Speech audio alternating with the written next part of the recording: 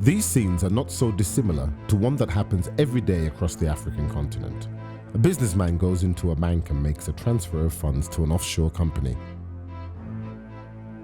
Little questions are asked and millions are funneled out of the country electronically in a matter of minutes to a territory where little or no tax is accrued. This scenario is also surprisingly legal.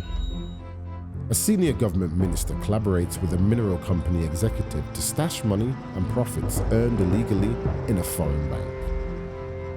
A woman gives $5,000 to a man in the hopes to get her whole family across the border illegally. This is a human trafficker. He deposits the money in an overseas bank where it is cleaned and legitimized. All these are examples of illicit financial flows, or IFFs. Money leaving the continent, being funneled into international, global, already developed capitals and depriving African national economies of vital liquidity and resources.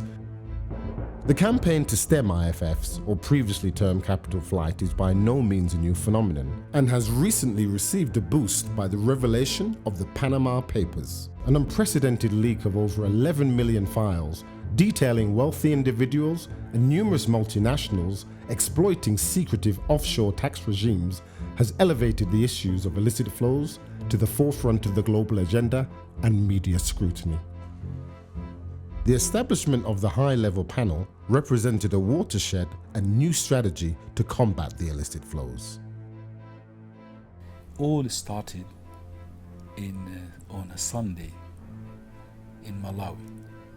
We were preparing for the opening of the African Ministers of Finance, Planning and Economic Development Conference in 2010.